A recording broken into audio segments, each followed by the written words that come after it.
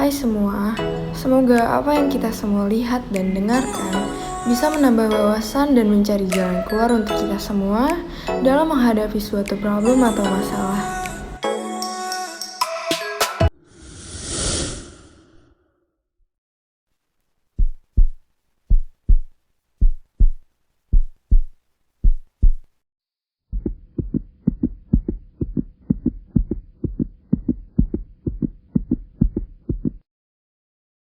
Pasti pada bengong ngeliatin ya, kayak mikir, ini apaan sih anak nih, gak jelas. Tapi yang sebenarnya iya sih kalau misalkan dilihat kayak apalagi sama orang yang gak disuka. Oh my god, nggak bercanda ya guys. Kenapa video depannya kayak gitu? Karena kalian gak sih kalau orang lagi ada masalah atau lagi sedih itu pasti kayak murung, kayak orang bingung gitu, dan itu bersangkutan sama apa yang mau saya bahas kali ini. Karena kali ini saya akan membahas dengan tema solusi masalah dan bagaimana cara kita mendapatkan solusi dan gimana kok bisa kita ada masalah, dan itu bakal saya bahas di next. Pokoknya enjoy sama di video. Kalian boleh sambil minum or makan popcorn karena lumayan panjang pembahasannya. Dan oh ya, perkenalkan, nama saya Rahmawati Aulia Putri, Prodi PJKR semester 1 reguler 1, dan NIM dengan NIM 200314, mata kuliah Bahasa Indonesia, dosen pengampu Ibu Maya Kuswati MPD, Universitas Primagraha, Kampus Masa Depan Gemilang. Lupa, mari kita ke pembahasan. Masalah memang silih berdatangan dan berganti, baik itu dari masalah yang terkecil hingga terbesar, atau masalah yang rumit diselesaikan karena merasa masalah yang sebelumnya belum selesai, tetapi sudah mulai berdatangan masalah-masalah yang baru. Dan sehingga membuat diri sendiri merasa dunia tidak adil, dan terkadang hanya ada sedikit orang yang bangkit, namun kebanyakan malah ia menetap di dalam keterpurukan dalam keadaan yang seharusnya kita lalui itu dengan baik. Malah ia membuat dirinya atau secara tidak langsung, ia memilih untuk stuck di dalam lingkungan atau masalah yang tidak ingin kita lewati secara berjalannya waktu atau secara perlahan. Dan dari itu, saya Rahmawati Aulia Putri, panggil saja saya Rahma.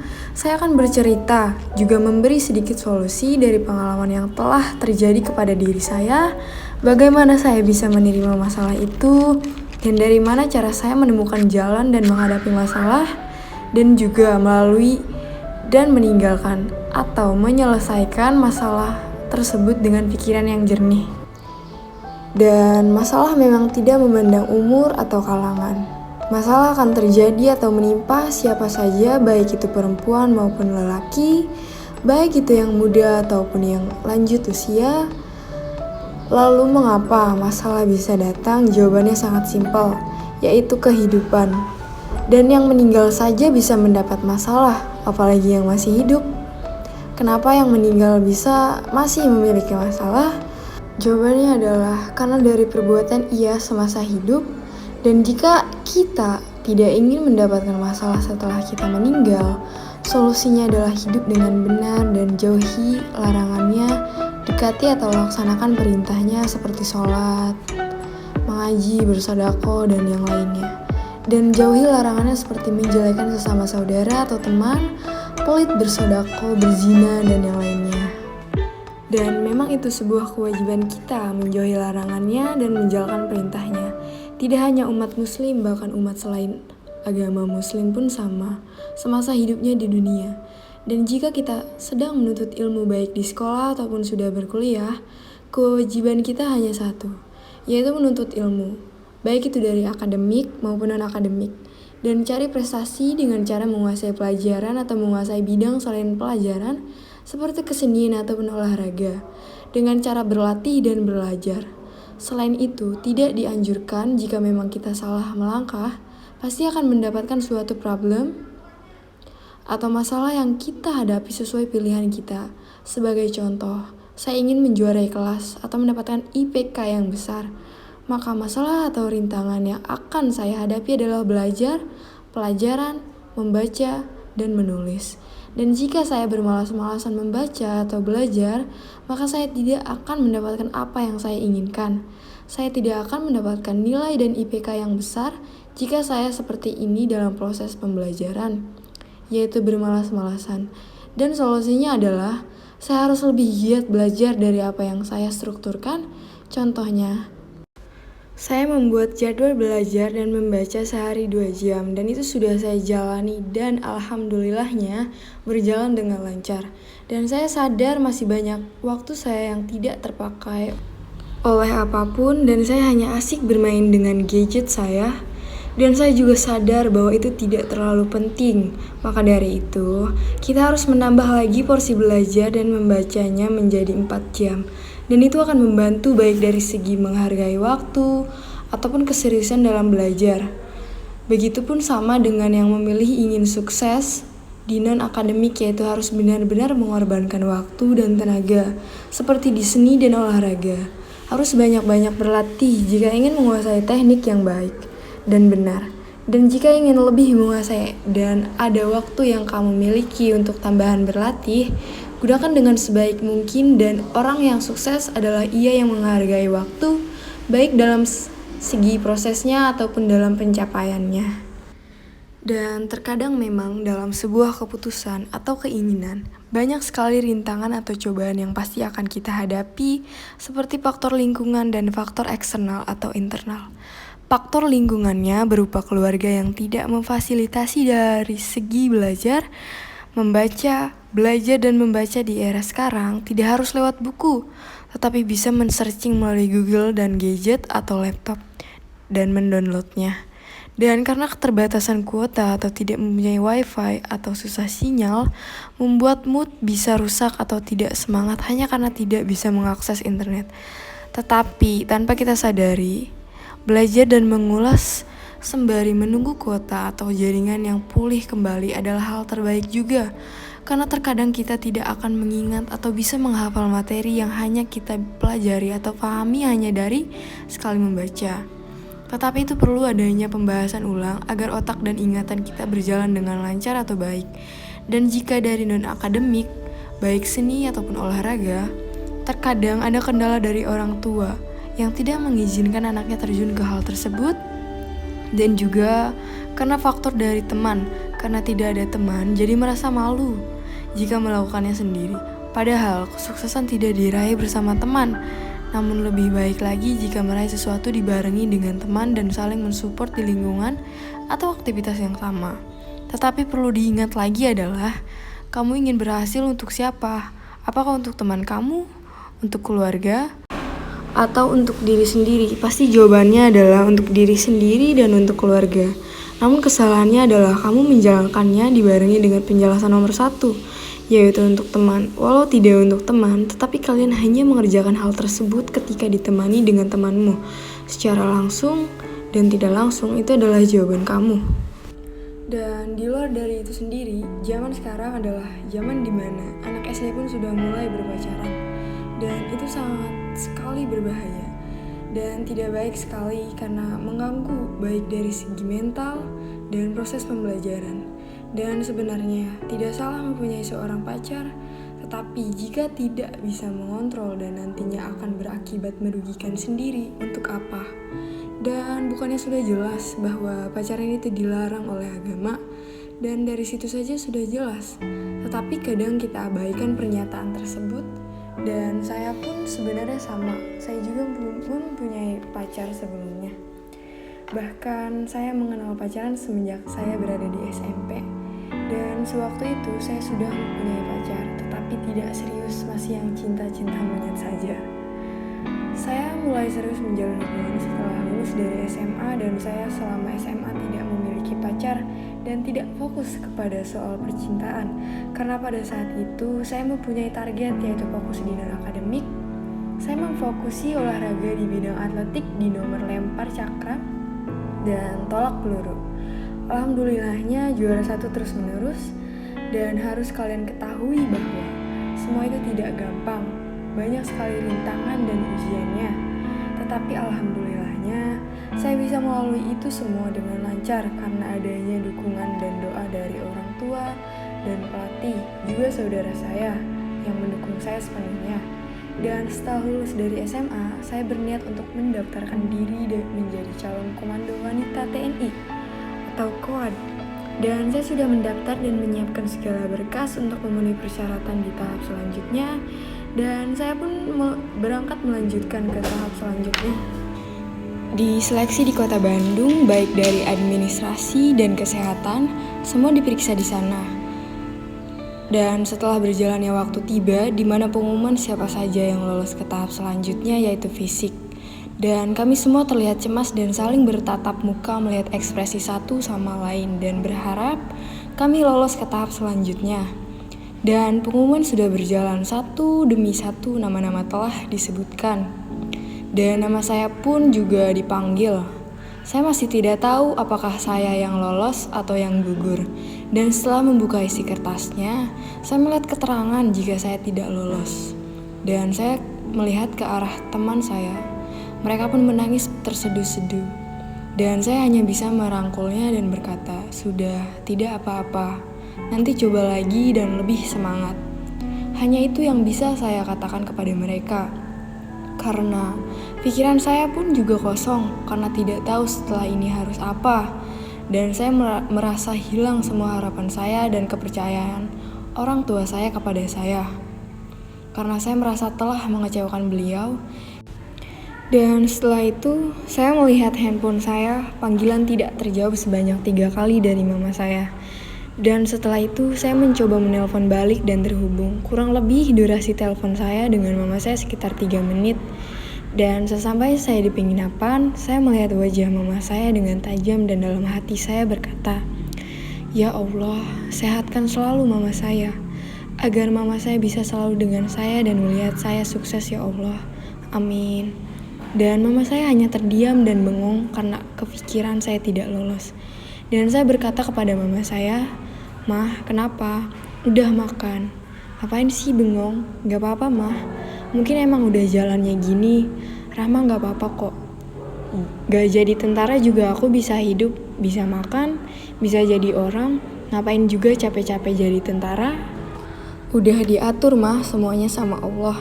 Baik dan jeleknya di mana." Dan setelah mendengar hal tersebut, mama saya baru makan. Dan karena hal itu urusan saya sebelumnya semacam atlet, jadi kurang fokus dan break sejenak. Dan dilanjut berlatih kembali di tahun 2019 akhir.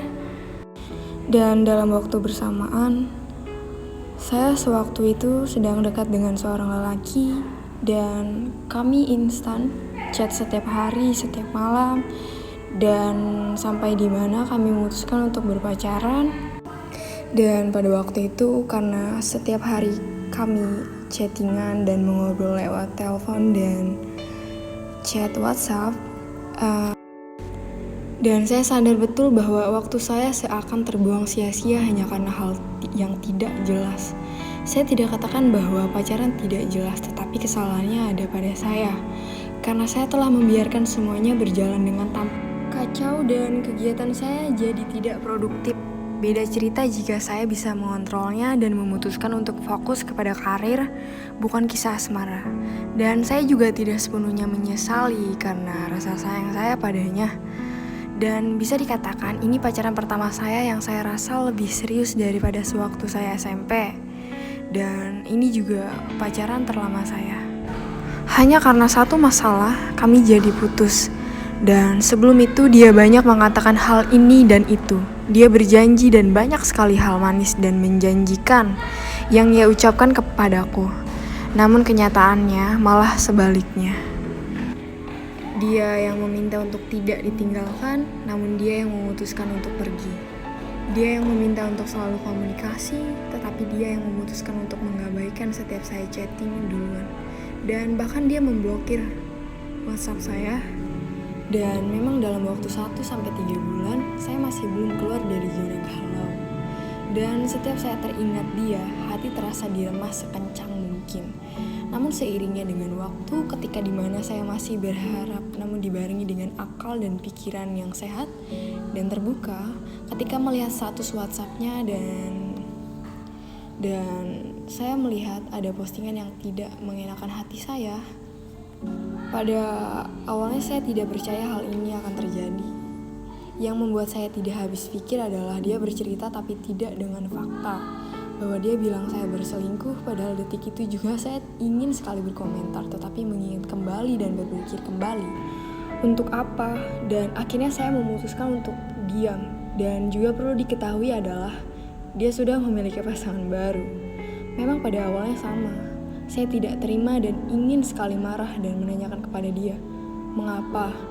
Tapi saya pikir lagi untuk apa saya harus lakukan itu.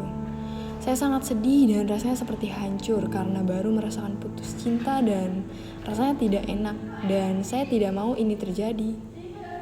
Tapi apalah daya, saya memutuskan untuk mulai kisah cinta dan seharusnya saya sudah siap kalau hal ini pasti akan terjadi. Namun masalahnya hanya satu, saya hanya fokus kepada rasa sakitnya tanpa mulai berpikir jernih dan melupakan rasa sakitnya dan fokus kepada apa yang saya inginkan, yaitu membahagiakan orang tua. Dan perlu diketahui juga adalah yang benar tidak akan terkubur dalam-dalam dan yang salah tidak akan selamanya berada di atas. Hanya saja waktu belum berpihak kepada kita dan ingat, Allah tidak akan merelakan hambanya dengan orang yang tidak baik untuk kita. Jadi, don't be sad, everything is gonna be okay. Karena mama saya selalu berkata kepada saya bahwa jangan dulu pacaran, fokus sama pendidikan, fokus latihan. Kalau sudah sukses gampang, siapa sih yang gak mau sama kita? Apalagi kita punya pekerjaan tetap. Dan saya tahu betul dan ingat betul akan hal itu. Dan alhamdulillahnya sedikit demi sedikit saya mencoba tidak fokus kepada rasa sedih dan sakit yang saya alami karena putus cinta. Saya mulai menjadwalkan diri saya dan dengan banyak kegiatan seperti belajar dan berlatih. Dan alhamdulillahnya hal itu sedang saya jalankan sekarang dan berjalan dengan lancar. Kuncinya adalah jika kita serius dengan hal yang ingin kita capai, insya Allah semua akan mengikuti kita. Maksudnya adalah semua akan berjalan dengan baik, tetapi jika kita tidak serius dalam menjalankannya, pasti rintangan akan banyak sekali dan rasa malas lebih menghantui daripada rasa semangat. Maka dari itu, selagi kita masih punya banyak waktu untuk kembali menata masa depan, lakukanlah, fokuskan. Karena dengan itu kita bisa mencari kebahagiaan seutuhnya dengan yang pertama yaitu membahagiakan kedua orang tua kita, lalu membahagiakan kita dan setelah itu mencari pasangan dan mulai memilah dan memilih mana yang sehati dan mana yang baik untuk menjadi iman dan mana yang tidak cocok dengan kita. Semoga kita semua selalu diberikan kemudahan dan kelancaran serta dibarengi dengan kebahagiaan dari Allah Subhanahu wa taala. Amin. Amin ya rabbal alamin. Gimana setelah nonton cuplikan? Apa kalian udah terbayang dan sedikit termotivasi kah? Pesan dari saya adalah kalau misalnya kalian berniat buat pacaran boleh, dan tapi ada tapinya, bisa ngontrolnya enggak? Jangan mentang-mentang nih minggu ini atau bulan ini lagi sosit-sositnya, lagi bucin-bucinnya, tapi kita lupa satu hal, belajar dan berbakti kepada orang tua. Contohnya lagi mau masak terus pacar kayak telepon dan otomatis nggak ngebantuin orang tua, tapi malah fokus sama teleponan, fokus sama chatnya, dan kita malah nggak bantuin orang tua. Itu sangat sangat tidak baik. Dan dipikirkan kembali, kalau misalkan udah siap mau pacaran berarti harus udah siap segalanya, harus udah siap membagi waktu. Dan jangan fokus sama pacarannya, tapi gimana caranya pacaran tersebut bisa ngebawa kita ke lebih baik gitu. Contohnya kayak saling support, saling mengingatkan, baik dari akademi, dari agama, dan seluruh tentang kita gitu. Jadi jangan pacaran yang membuat diri kita jadi berbeda, jadi terjerumus ke hal-hal yang negatif dan akan berdampak rusak kepada kita. Itu sama sekali gak baik dan gak dianjurkan banget ya. Jadi jangan sampai masa depan kita atau masa depan kalian hancur cuma gara-gara kalian gak bisa ngontrol diri kalian. Dan untuk yang sekarang, jalani aja dan semangat. Karena kalau kita niat sungguh-sungguh, Allah juga bakal ngebantu kita. Dan minta doanya juga sama orang-orang terdekat dan orang tua supaya kita dalam proses belajar dan menuntut ilmu mendapatkan barokah dan juga sukses dunia dan akhirat. Amin. Kurang lebih itu yang bisa saya sampaikan. Saya Rahmawati Aulia Putri. Kurang lebihnya saya mohon maaf. Assalamualaikum warahmatullahi wabarakatuh.